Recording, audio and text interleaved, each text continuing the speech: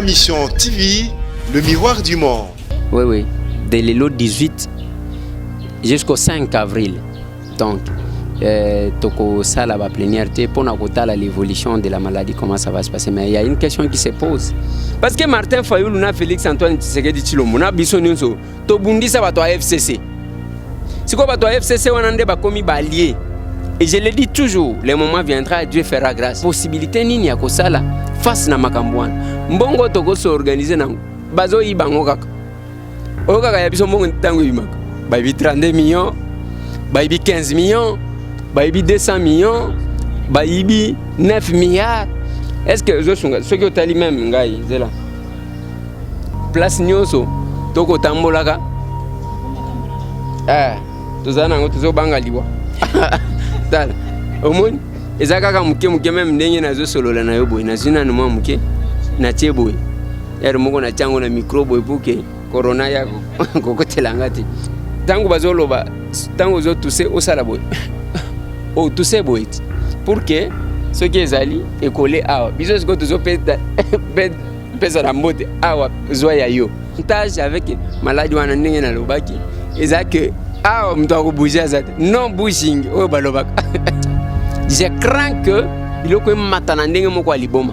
Je crains aussi que tozanga peut-être biloko ya kolia ana Kinshasa. On veut tout politiser. Admettons que Kambila a eu coronavirus. Eza sida azui ou bien zuye pona masumu na ye. Mais de l'autre côté, bitumba oyo ndenge tozwa ba risque. Muto ya kotika moninga zate. Yango na lobaki awa ozomona batu na misu ya minene bimi na ya mike bimi. Depuis baba na ko investisseur. Ba ye wana mususu o prince a uti soki wapi ba yeko kanga ba photo na wiya. Même pas usine moko alimete. Baseli yango na Kingabwa. Ça fait 3 mois. Oui, 3 mois batu bakoti. Yes konda yeko la muka o batu secte moko boy. Mais attendez. C'est une légèreté. Oui, 72 heures chez l'équipe. Et c'est l'équipe. Bon, c'est de leur droit, mais il faut. Au moins, biloko ya oizus salemana IDPS. Ermoko za soni. Admettons, ceux qui battent un ministre de la communication média n'a mérité. N'a mérité na ndengeni. Mawapona nini parce que qui c'est ça morve c'est mouche. Et puis j'ai dit une chose aux gens, il faut éviter que l'on intimider muto ba intimider katesi. On ne le souhaite pas. Admettons que l'élo coronavirus est honorable Eve. Wana seconde muto akondimata kondimate. Ce qui muto alobi que il fallait qu'il bape sangai et kabunda okobo elepona. C'est son droit. Yokanit allez au van. On a peuple été. Bongo peuple pour nous servir. Il faut que ça ende. Votre point de vue par rapport il y a comment Nandeko Martin Fayoulou a qui quand même que ça la paix geste kotalisa peuple congolais ndenge nini penza faut kozala en dehors il y a makambo ekoko pesa yote nzela coronavirus ezwa na nzoto na yo. C'est ça le patriotisme. Ma mission TV, le miroir du monde. Ma mission TV, le miroir du monde, Mbotena Balentinho sur Allo Congo, Toebike Bozali et Bele Penza Kolanda Biso à travers cette chaîne Ma mission TV. Et Topé Sibino, merci parce que mon collègue Lelo Lissousou Tokutani Bongo à travers cette grande actualité où ils allaient Penda Kovanda Lambo Kanabiso. Toebike Bakongolais et Bele Bazali commis tout na ba question par rapport il y a ba mesures prises na ba kondi na biso. Mais total à peine ngambo ya ba député mokolo ya lobby bazaki bongo na docteur Muyembe o ba pasaki bongo na séance académique to mekamokie ko tuna ba question na honorable auto sélectionner les bino mokolo ya lelo parce que boyebi de temps en temps to les karaipa na yeso ki ba actualité ezali to mekakozwa biano na mituna na biso honorable député national Eliezer Ntambwe Mpoche to Pesiembote honorable bonjour. Bonjour bébé. Honorable, pas si au écomi penza dans le monde, il y a information à maladie au penza, zali ko boma et koti partout. Lobi bozala qui na séance académique na le docteur Muyembe et besoin qui quand même message wana ndengeni. Le message est le cas qui n'en bien. C'est pour ça que nous les félicitons. Le prof Muyembe c'est parmi les Congolais au bazo sala fierté en Bokana Bango. il nous a éclairé, a coupé court même na barimer wana yake o ezozo mutu mwindu te o e kokufa na moi a coupé court na barimer nyonso to wana. Na ngambo ya Sénat bauti bongo bakangaki bafongoli bakangi bino bauti kokanga bongo mokolo ya lelo bo se protéger bino nyonso mais bongo peuple congolais. Oui, c'est une communication où les deux chambres basali, il y a que de l'élo. Donc, Le Sénat s'est retiré. Oui, oui, de l'élo 18 jusqu'au 5 avril. Donc, toko sala ba plénière pour l'évolution de la maladie, comment ça va se passer. Mais il y a une question qui se pose. Ceux qui mesurent en Ezouam, comment ça va se passer? Bao bazana marché, comment ça va se passer? Ba oyo bazana ba église, nengo zoyoka awa. Comment ça va se passer? Tout ça il fallait bao balela ba boîte de nuit. Hôtel, popé kaeli bossé ou taki na hôtel. Tout ça, quelles sont les dispositions qui ont été prises? Parce que il ne faut pas tous avoir décision pour tout le monde ba tumisusu bazui. Ba condition ya batuana na ba makuki na bango, ils en ndenge mon côté. Je suis allé à l'aéroport à Yanjil. La disposition et la protection, ils appellent ça. Ils ont dit des fois ceux qui vont chinois, les Gandais, c'est qu'il y a coronavirus, c'est tout. Mais il n'y a pas de mesure de protection. Donc la décision a été prise par les deux bureaux de nos deux chambres. Il y a Parlement. C'est d'aujourd'hui 18 jusqu'au 5 avril. Pour que bata la évolution. Wana bande kona biso ba député o biso to votaki bazui ba mesure pour na bango bongo pour na peuple binote batu bokozwa toto zela kaka ndenge président de la République ya Koloba. Oui, chef de l'État Koloba, mais ezate que ba bengi avion balobi ba député na ba sénateur boko ta avion boko na mboka o coronavirus ezate pour na boloba ke ba tiki ba population. Tozana Kinshasa. Combat cage ndeko ndeko Didier Alobi eza combat cage na biso na ba député biso nyonso tozana na Congo ceux qui maladi yango ekozwa ndenge ezali déjà na 7 cas, c'est-à-dire que lobi pe ndenge tomoni na annonce ya ba journaux ndeko Kambila o ya FCC azali déjà na kati ya maladie wana toloba te lobi pe ekozwa ba député, c'est-à-dire que bo se protéger pe kaka te. Ouais, eza ba maladie ezokende malembe l'avantage avec maladie wana ndenge na lobaki eza que ah, on doit bouger ça. Non bouging, oh balobak. Donc même na Brazzaville, oh nazana koko nanga na Brazza, allez vandao. Oh bougete. Oh c'est-à-dire au moni nazaka muzombo. Vandao. Ok, ndesika mon côté, ça va nous donner l'occasion de réfléchir et la matière pour mettre au point nos hôpitaux. Pour construire chez nous, n'a qu'aucun moyen de production interne. Parce que pour le moment, biloko kolia ndenge toliaka tokota la degré ndenge biloko ça. Je crains que biloko matana ndenge moko aliboma. Je crains aussi que tozanga peut-être biloko ya kolia ana Kinshasa. C'est vraiment un problème. Et quelque part même la moni na journaux moko awa le coronavirus fait tousser l'économie de la RDC. Oui, mais ezandeng wana parce que la plupart ya biloko utaka Chine. Ba chinois nde batondi bango nde bazoza ba minéraux bango nde bazo exploiter bango nde bazo tia biloko ya moins cher bango nde bango. Donc l'économie est en train de tousser. To bandaki na ka moko j'ai dit ça na docteur Mouyembe na ministre de la santé bayaki na parlement on a lobby la communication n'a pas été bonne. D'abord boyebisi biso ke azana maluku et du coup moto abengi biso na yokaka ka wazolo baneti azo swana na batu. Comment on a pris ces gens là parce que le docteur Mouyembe nous a dit que la transmission, même pas pour bien que c'est un peu compliqué pour que Baye commence à se transmettre, mais balobi, au moins et que ngai, par exemple, nazana coronavirus, yo zanangote, tout le monde so ya mike wana zobima, ndeko chiko transmettre. Et nakati wana lobby, il faut éviter tant bozo lia, bozo loba, ça peut faciliter ça. Et je en confiance depuis que yon a nos yeux en route.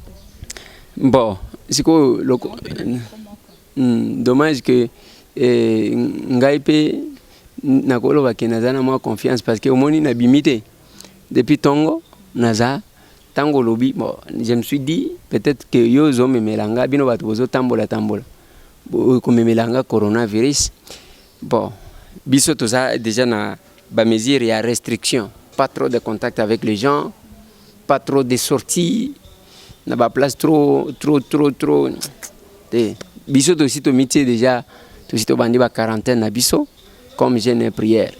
T'occupé nangamba baï politique ndeko autosali non ko confirmé mais ça est déjà publié partout. Moi quoi va dire kaba il y a monsieur l'honorable sénateur à vie Kabila Kabonge il est pas ali bongo atteint aux eu quand même information on faut quand même besoin pe ba mesure ndeko Kambila. OK. Oyebi ngana éviter comment les Congolais font un problème ce qui n'est pas problème. On veut tout politiser. Admettons que Kambila a eu coronavirus. Ils a sida azui ou bien zuye pona masumu na ye ou bien moi je ne comprends pas comment Kambila za mutu lokola batu nyonso lokola monsieur Tambwe lokola Bibi Kapinga lokola ndeko Derrick ainsi de suite donc malade kozwa mutu coronavirus ezopona soki ndenge nini te et ndenge zokende il faut kotala j'ai vu un truc comment envoyer sur laissez-moi d'abord essayer de consulter ça et le comment on sur comment ça s'est passé en Italie, je me suis dit, waouh, ça alors, au cas où ça se faisait ici. Balobiwan, il y a 15 jours en Italie, le nombre total de cas était de 270. Aujourd'hui, il est à plus de 21 000 cas. Dans 15 jours, prenez une leçon de l'Italie. 20 février, basu 3 cas. 22 février, et commis 62 cas, n'a 2 morts. 10 mars, et commis 5 883 cas et 233 décès. 10 mars, et commis 9 170 cas et 433 décès. 13 mars, et commis 17 660 cas et 1266 décès. 15 mars, 21 157 cas et 1441 décès. Donc, tant que vous avez évolution en modèle, dengue zo kindi, zo mata. Admettons que y a Congo. Toko silat. D'abord biso, ba bisou tozo lembate, ba collade tozo lembate. Bon. Tant que bazo loba, tant que zo toussé au salaboy. O toussé boy.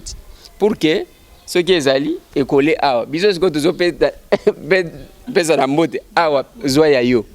Ozomona. Donc c'est un peu compliqué. Parce que j'ai aimé le passage de Dr Muyembe, ministre de Santé. Il y a les besoins d'Alice Logomoko. Alors, il va causer les makamuki, alors, il va et cause au mutu mwindute. A tourner à l'obina, l'obela qui en wapi. Donc, les réseaux sociaux, ils allaient l'okuta, surtout les réseaux sociaux, ils sont congolais. L'okuta, moi, vous savez, balobi wana que, pour te tourner une question, température, balobi, ils ont kufa na moi, na température. Alors, même microbe en haut, il y a la température. Il faut que la mesa ou et kauka par exemple. Et le comment que kauka atama ezate wane ko kufa. Mais ce qui n'est pas le cas. Deuxièmement, alors le microbe wane za nzoto. Ce qui est continent nzoto mkolonini nzoto eko kauka ma eko zala lisuste pour que kufa. De deux. Muto sala ka fièvre jusqu'à 38 degrés. OK? Ndengeni ni microbe ezaka nagati na yekufa kate. Parce qu'il a fait la fièvre. Donc, bref, c'est pour vous dire que la maladie est là. Il faut prendre des précautions. J'apprends déjà que le chef de l'État, Félix-Antoine Tshisekedi Tshilombo, parle cette nuit. Oui, il parle cette nuit, selon l'information à ma possession. Ba mesure et kozwama, tozolanda, toyoka. Mais nous avons un petit souci. Je vois mon professeur Kitoko, qui est secrétaire général et ASID, ou Martin Fayoul, à Beninga. Alors, mais pourquoi on ne prend pas des dispositions? Mais la difficulté qu'on aura, Bibi, il faut retenir. La France, pour prendre la décision qu'elle a prise, beaucoup budget bâti en jeu. Mais les États-Unis, la même chose. Parce que le lobby loyer qu'on fout à mater, et courant qu'on fout à mater, ainsi de suite. Mais biso, tu as la possibilité, ni à ça face na makambwana mbongo toko so organiser na bazo ibango kaka okaka ya biso mbongo tango ibimaka bayibi 32 millions bayibi 15 millions bayibi 200 millions bayibi 9 milliards bayibi 57 millions. Donc, il y a besoin de baïbi. Mais pour répondre aux besoins de la population, c'est compliqué. Et si quelque part, balobi honorable, ce qui est les cambo et talitan au mosusu, bayi député, topé ba député, ba honorable député na biso, bokote les misa peuple congolais, toté les mato tambola pour na likambo, mais likambo et talibongo population mobimba, azali bongo en danger pour na likambo ya coronavirus, bozali ko soit décision mon côté. Bon. Kotambola tango bazolo ba kotambola na coronavirus toko exposer les subato parce que toko bima ebele awo. Dernièrement, j'étais au grand marché. D'abord moi-même, ensuite avec l'honorable Lukula Sina, gouverneur de la ville. Ozomona ba bousculade ndenge tozalaki. O azolo ba ndeko Eliezer, o azoganga gouverneur, o azolo ba Lukula. Donc tout ça on risque de se contaminer. En France actuellement, pour na bamona yo ko tambola na nzela ba ko tuna yo. On a document attestation de déplacement. Pambate aux tickets. Mais chez nous, qu'est-ce que nous faisons? Parce que la décision finale. La décision, non, ce n'est pas que tout la décision finale. Tout le nous sait que le chef de l'État dit les mesures qu'il va prendre, mais la difficulté, est-ce que nous avons les moyens de faire face? Bibi, oye bima coronavirus, ezaka na ndeko moko kisinga na Facebook. Na commenter ka vidéo ko batute na Facebook. Wana ka même na commenter na ebi ekutute. Alobi coronavirus bien. Et c'est biso ce qu'on a ndenge moko. Parce que ce qui est zuyo même nengo lobby les Dirkaba honorable qu'est-ce que j'ai dit? Nani Dirkaba Kambila nengo lobby wan. Ce qui est la maladie à Pamba, mbeleka ke on l'a évacué à ceux qui en Afrique du Sud, ceux qui en poto. Ndeko wana lobby coronavirus malam nango. Place ko zele yo ala. Ça doit nous apprendre aussi à faire et à organiser les hôpitaux na biso. Parce qu'il ne fallait pas comprendre les hôpitaux comme appartenant aux autres. Coronavirus go kendesikate. Donc biso nyonso ndenge wana. Alors, ça doit nous pousser à commettre au point nos hôpitaux et il y a que ça là parce que Bibi, il faut retenir une chose. Katumba moins que meurt na aéroport ya Kadutu na Sud Kivu na Bukavu.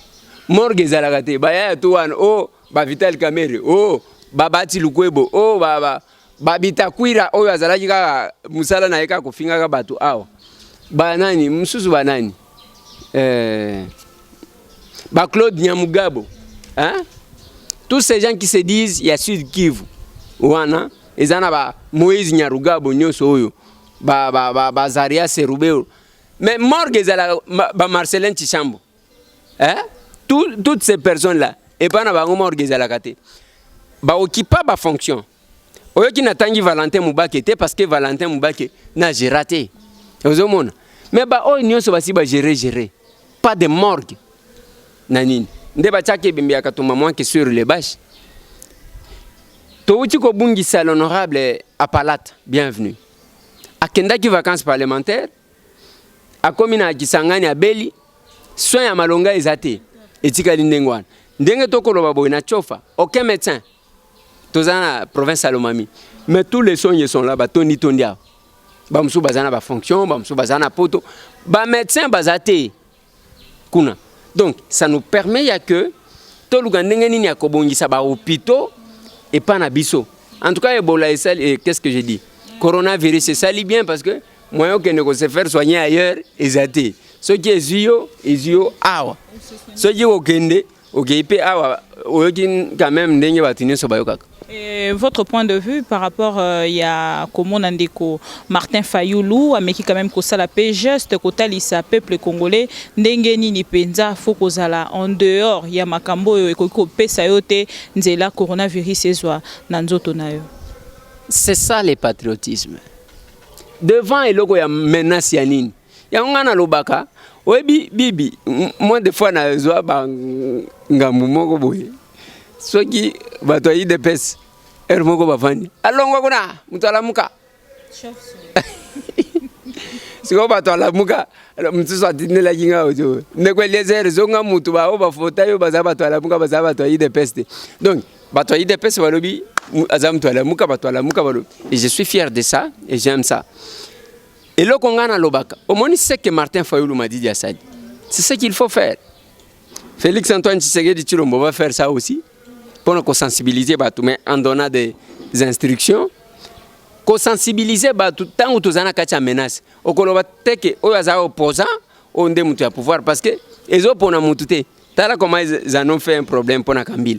Mais ça maladie, mon Dieu, ils ont maladie. Et ma crainte, le cola to bandi comme taboy, to comme na 7 cas. Keba, toeba. Parce que au moins il y a des désinfectants autres aussi à la maboko. J'ai posé la question à docteur Mouye.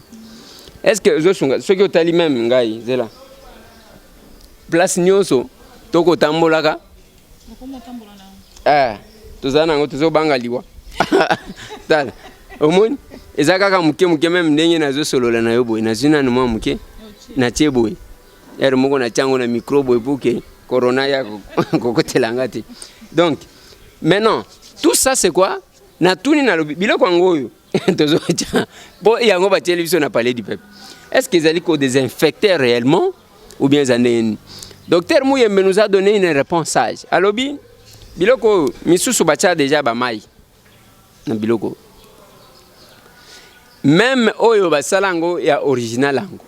À son temps pour la maladie sokini azwaka yango ba kende ko tester. Ba monaka ke eza penza efficacité pour na roboma ba microbe. Et puis voilà ce que nous faisons bibi. Je mets des téléphones, OK? Omoni na uti ko chandambo. Nazui ba téléphone na tie mupanziti. Ba téléphone wana ezaki na maboko nanga na tie des désinfectants na saliboy. Après na simbi clé de contact nanga na ki. Est-ce que microbe na tika kiao? Ezongi lisusu na maboko te. C'est ça le problème que nous avons.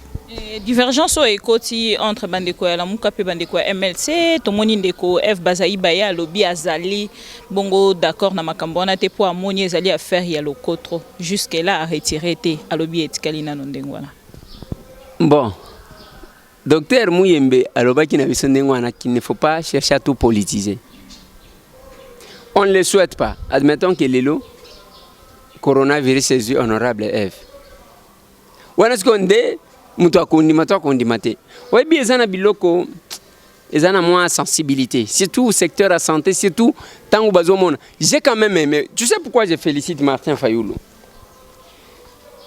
Mutu mususu akokaji kolobage. Non, balongwa kuna eza copie ya Félix.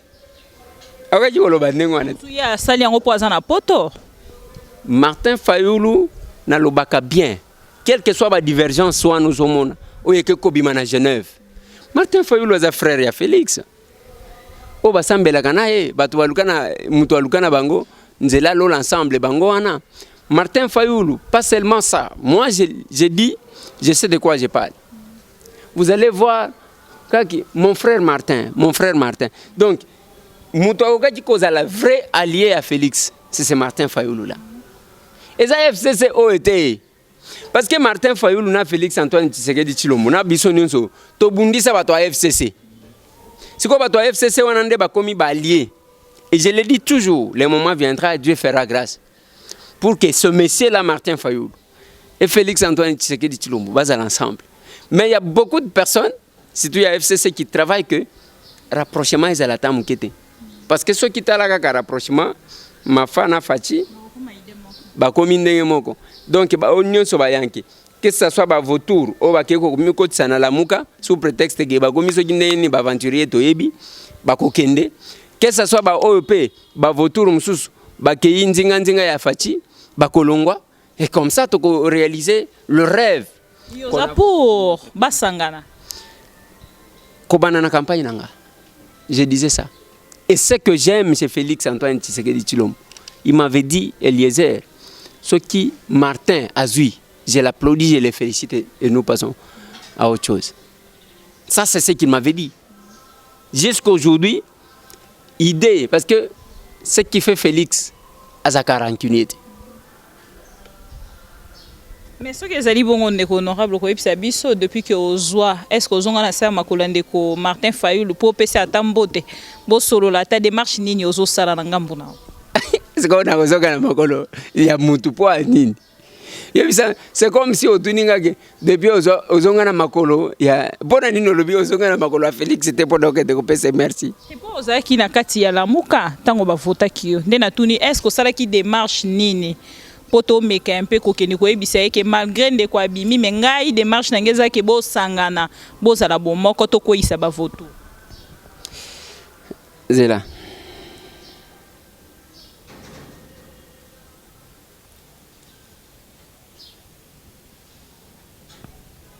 Omoni kombo wanati. Ozomona message. Mais non répondre. Mais c'est ça. Le 1er janvier na komela ki yewana za en ligne. C'est son numéro ezaya kolobate ke ezandenge ninte. Comment moi je me comporte? Biso toza batu to yembela ka batu jalelo te. Et na campagne électorale na ngai na kendana elongi nanga. Na kendana kombo na ngai na yebisa batu voilà ce que nous faisons. Et moi j'avais un discours. Je disais aux gens l'opposition était là. Ensemble.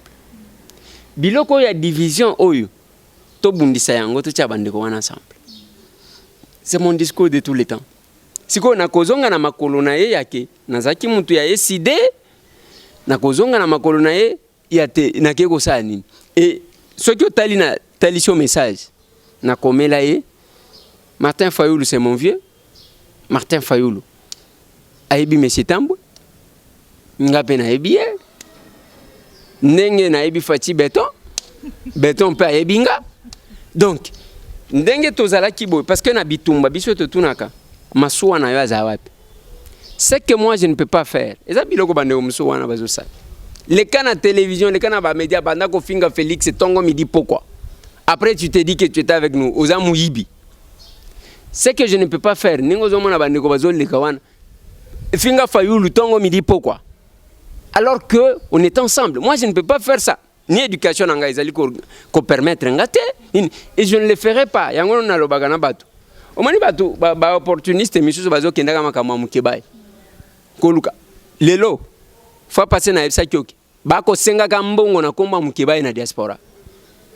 Tangu balobi ke bazo tika mukebai o peja so senga $4,000. Na kenda na mettre mbaki. Ko vérifier. Na tuni mettre mbaki alobi ayibi likambo wana te. Tangu mutu azoloba ndenge wana azosenga mbongo na bana poto ye aliaka. Et ce que j'ai dit Mukebai, moi je connais Mukebai. Vendredi azo samba je suis sûr que bakotika le même jour. Mukolo parce que akolo bananu te. Mukolo bayaya oyo bazolia mbongo na kombo na parce que azape na liste. Bakosala erreur ndenge Mukebai akoramase bango. Parce qu'on sait ce qui se passe. Parce que vous avez parlé de Mukebai, to kotaka moi na to fongolaka parenthèse to kanga funda ki PRDC na ngambo ya commission à droits de l'homme na Genève. Vous avez équipé quand même na point de vue na ngambo na. Non mais nga suwe na nga ezaka ya Mukebai abima. Nyo surtout wana ba fundi ba matiba te nga na zakuna te. Na monela yena libanda le reste on va voir. Parce que ba procès ba funda ba tuer moko pe eloko ba usala izate. Moi, mon souhait est que Mukebai sorte, soit dehors, c'est tout. Honorable Eliezer, to meke un peu kozonga moke na sujet na biso totala makambo eleki na France ba déployer bongo 100,000 policiers. Bandeko bazovanda na ndako. Bandeko bazovanda na ndako wana bazui déjà ba provision. Bongo oya biso soki ezali tant musuna ba décision bokozwa topé au président de la République ya Koloba. Ezali ke bato ba vanda na bandako. Na ndenge yo yebeli penza Congo ya mboka na biso ya taux du jour. Na mboka na biso ya tozali ko vivre sans électricité na ba provision na biso nyoso ndenge to kovanda ndako to kosuka lolenge boni nde parmi ba paramètres o bato bazobo sanate oyebike mutu moko azobenga ngalelo ndenge nini chef azoloba te c'est qu'azo répéter kaka azo tangana nu discours a mémoriser yango na lobi non pour que les chefs parlent il faut azala na ba élément et ko pousser ye azo ba décision yake bon ceux qui tozui décision boy bato bako vivre ndenge moni biloko ya copier mangu et puis ça bien te au copier parce que Macron a dit Macron ils ont mis quel budget oui tant aux autres là ba policiers 100,000 policiers militaires et gendarmes aux hommes oui alors oui Tant que zotala na batouana, parmi batouatike les libertés, ce sont les journalistes. Parce qu'il faut que ça marche. Bibi Kapinga, il fallait que ces moments, Bossala un effort, qu'on cherche à valoriser la presse. Ndenge zosale mana kumitango wana ya coronavirus. Combien de journalistes qu'on a sélectionnés parce que bao bazo s'occuper na biloko wana, komona bazo sala ka koteri. Est-ce que le message passe? Ce matin, j'ai appelé le ministre de la Santé, je lui ai posé la question de savoir comment il organise la presse. Alors, non, il y a quelqu'un qui s'occupe de ça, tout ça, il va vous appeler. On doit comprendre. On doit comprendre comment ça se fait. Parce que si la France, si les États-Unis, on a laissé la liberté aux journalistes, c'est pour permettre à ce que mais si les gens ne sont pas au courant, il y a qu'est-ce qui se passe? C'est un problème. École consulaire. C'est ici le moment où les gens doivent comprendre que les écoles consulaires ne sont pas confondre avec les écoles internationales. École consulaire, école yamboka moko boye, ezana mboka mususu, ezali ko dépendre que ce soit les programmes tout et tout. L'école à la France, la Belgique, espace Schengen, bakangi, bangope bakangi automatiquement. C'est comme ça qu'il fonctionne. Donc, ici, ceux qui balobi que tout ça là yango bazo étudier. Et ça doit nous permettre de produire biloko. Parce que nenge toko souffrir, ne toko yeba le Congo produit quoi et où. Toko ya kozanga na savon awat. Et tout ce temps quand j'ai commencé bitumana bato bazana cabinet à chef de l'État demandant l'évaluation. Il y a cabinet chef de l'État ça pas mbaté. Depuis babana comme investisseur. Bayewana mususo prince a uti soki wapi yeko kanga ba photo na wiya. Même pas usine moko allumette. Baseli angona kingabwa. Et le mongota. On passe le temps, il y a comme la batou, les chefs a reçu ba audience et les belé, mais ça ne produit rien. Alors que le travail ce n'est pas seulement les audiences. Dans le moment où tu as un problème, il y a des investisseurs. Tout le monde a na TV5 ndeko muzito alekaka tango alobaka likamba ba investisseur ba to sala quelque chose pour te baya na Congo te awa lelo na likambo ekomeli biso tolobake indirectement to pesa ngo pesa ndeko muzito. Non, coronavirus ko pesa ngo muzito ndenge nini ba investisseur pe ba kokima international maman. L'Italie n'est pas au Congo, la France n'est pas au Congo, les États-Unis ce n'est pas le Congo. Donc mboka nyonso wana. Donc, aux alaloko la badimisu na landaka IDPS. Ba combattant na bango ba manifester parce que ba ebi makambu. Ba ebi comment revendiquer ba lobité ba ça ba to la muka. Mais attendez, ozo pesa la muka même likambo italiete au bambier. Donc, oko bamba Adolphe Muzito te likambwana, c'est une pandémie qui s'est passée, mais ce qui a le baki que à empêcher les investisseurs. Il faut qu'on mesure ce qu'on niveau de la diplomatie. Dans le contexte. Ouais.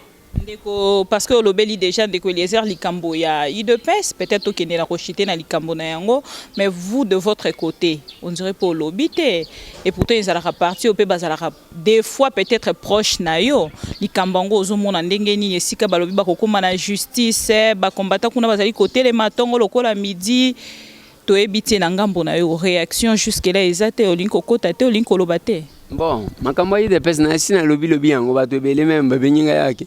Yo komika makambo yi depes, yo komika ka alors que yo bato bavotaki eza bato alamuka. Alors, au moment makambo ezo salema na UDPS, il ne fallait pas que ça se fasse. Balingaji basunga chef de l'État sala musala. Mais cette crise là, elle a créé. Mais je suis en train de me poser une question. Pour qu'on nomme cabinet à chef de l'État, ba conseiller naïe, désordre bimaka na limité wan. Nakatia désordre wan na cabinet yekobim. Pour qu'on nomme ba membre ya gouvernement, désordre bimina limité wan. Nakatia désordre wan na gouvernement yekobim. Est-ce que quand on a la stratégie te ya bayanke moko boyake, au lieu batungisa kabango, il faut ba créer mobulu comme ça ba le kisabor na bango. Le coup là, à la tractation comme il y a un mandataire. Je réfléchis seulement. 72 heures de Kokabund à Longa. De Kokabund à Tomoni Kutuna, la prospérité a commis. De Kokabund rejette l'ultimatum du collectif Sauvons l'IDPS. Oui, 72 heures ici l'équipe. Ici l'équipe. Bon, c'est de leur droit, mais il faut. Au moins, il y a moi, je ne donne raison ni à quand. Il y a Jacques Mene, Paul Chilumbo, Maître Peter Kazadi, ni à quand il y a Jean-Marc Kabound. Il faut ce qu'il faut faire pour éviter que les pires n'arrivent. Pour Nanine, d'un côté, le mandat spécial que Kabound brandit aujourd'hui, Moutou a proposé un texte, Izanani. Yom Totangier. Si vous signé contre les statuts. Et les lots, et comme mandat spécial, on va rejeter, mais il y a déjà la signature du chef. C'est là qu'il ne faut pas que n'importe qui, à n'importe quelle heure, soumet un texte au chef. Mais de l'autre côté, Bitumba Oyo, ndenge tozo ba risque. Muto ya kotika muninga zate. Yango na lobaki ozomona batu na misu ya minene bimi, na ya mike bimi. C'est un jaloux, c'est un né, na lobi. Hen, ngana kolakisela nani? Oui, parce que aujourd'hui, Moussalate, tant que Mousso quand que cause un cabinet à président de la République en tant que tant on a place tant Monsieur Ndeko Jolino.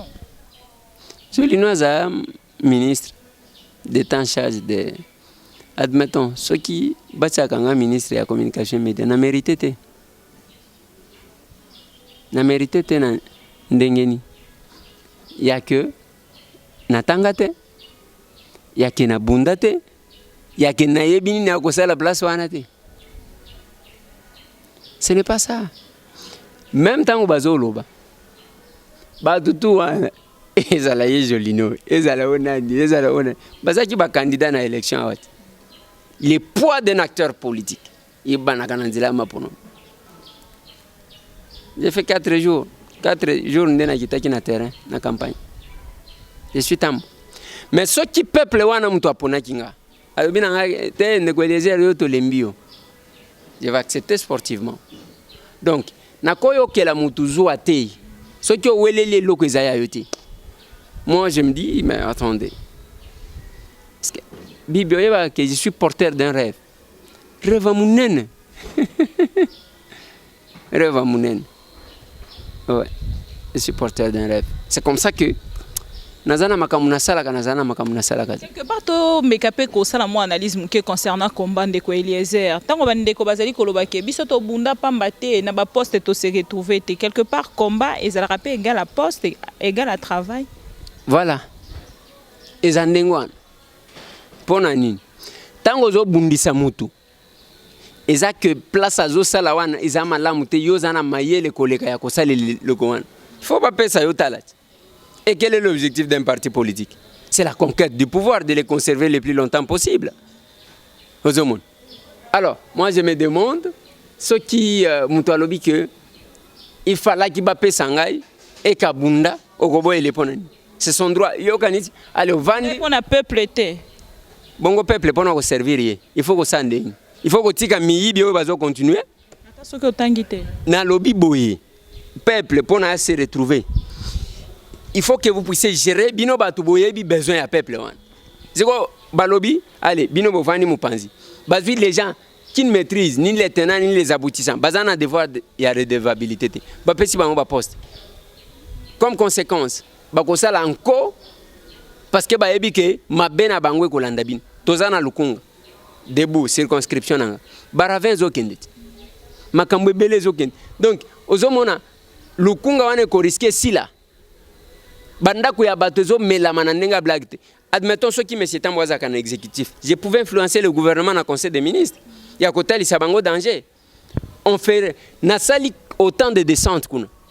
Mais vous allez trouver que ezana bande ko bazo kansake bazo bloquer M. Tambwe. Non, on ne bloque pas M. Tambwe, bazo bloquer des peuples wana. Mais mutu lokola zana devoir et à redevabilité. Non, bazo bois qui ça les andengwan. Mais tango zotala lelo ceux qui tolobi bana lukunga tout batelem. Tokende ko salela bato marche. Ba komela pemati. Les ceux qui ont allé lelo comme député national. na tango ozalaki journaliste place nini penza oza na considération koleka tango ozalaki place nini oza penza ko se sentir que awa nde penza na vanda lisusu plus longtemps possible. Nga naza mwana mukolo lupango. Je suis journaliste. Je suis politologue de formation. Parce que na minito nayebisaka yo ti nazosala master na ngai en criminologie na UNIKIN. Nazoyebisa yo ke enfin baobstacle ezalaki liboso basi balongoli yango. Je suis nommé assistant na IPEN.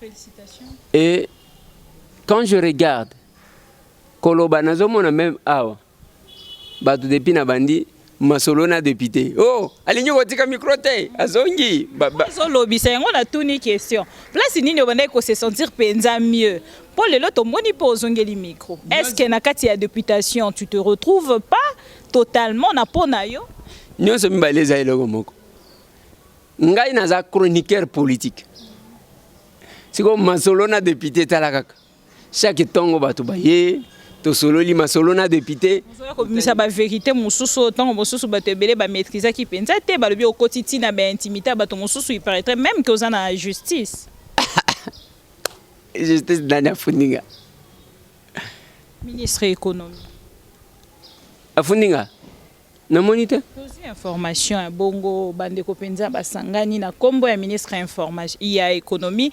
bazo komema ndeko Eliezer na justice ngai na ebite ngai na mona kaka mission intimité oh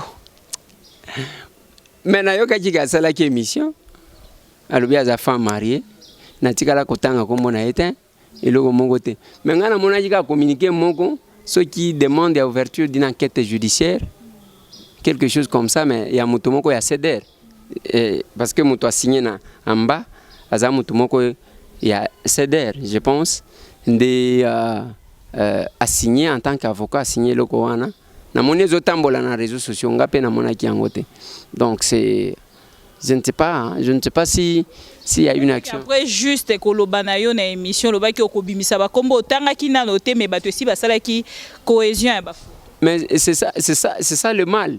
Je n'ai jamais cité le nom d'une personne mais nazo kakaka moi mawa pona nini parce que qui sait ça morve c'est mouche.